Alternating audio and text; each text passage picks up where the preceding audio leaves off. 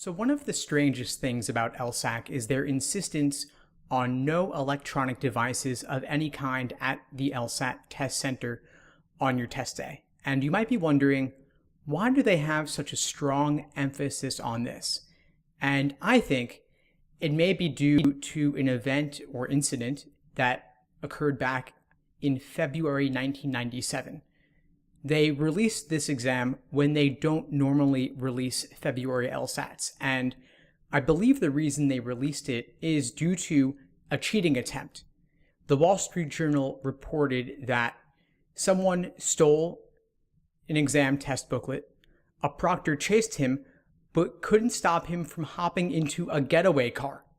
Hours later, the thief sent the LSAT answers to two test takers at the University of Hawaii at Manoa, where the test was just commencing via electronic pager. The proctor became suspicious when she noticed the test takers frequently looking at their pagers.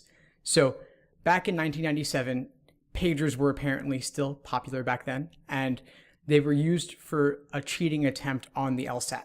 Ever since, LSAC has banned pagers, cell phones, Blackberries, whatever other electronic devices people might be using these days.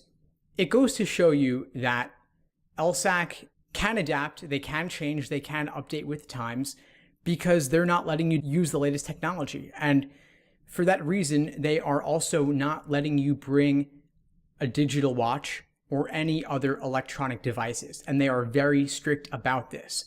In fact, there were proctors at one test center, Columbia University in Manhattan, New York.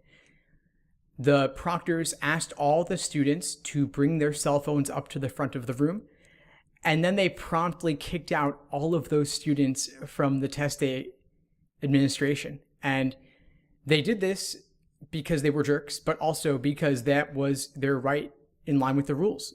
LSAC specifically prohibits cell phones. Do not bring them under any circumstances.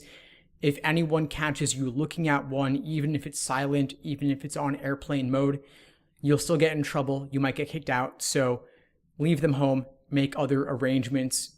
People survived. They got around before cell phones. You'll get around afterwards.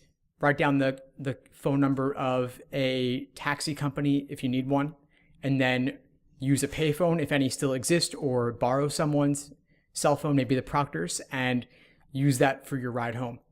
No mechanical pencils, only number 2 pencils. Very strict about that as well.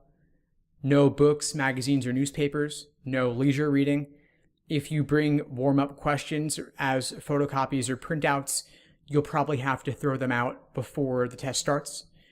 No hats, hoodies, or sunglasses, nothing that can hide your face or nothing that could theoretically conceal something. Obviously, religious clothing is acceptable within moderation, I assume, but they make exceptions for that.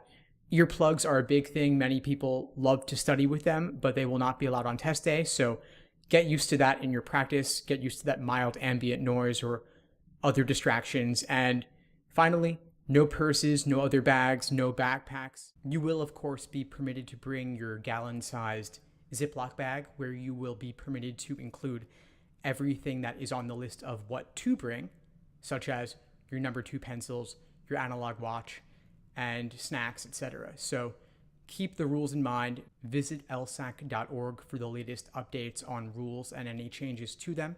Pack your Ziploc bag at least one day before and make sure that none of these items not to bring are included.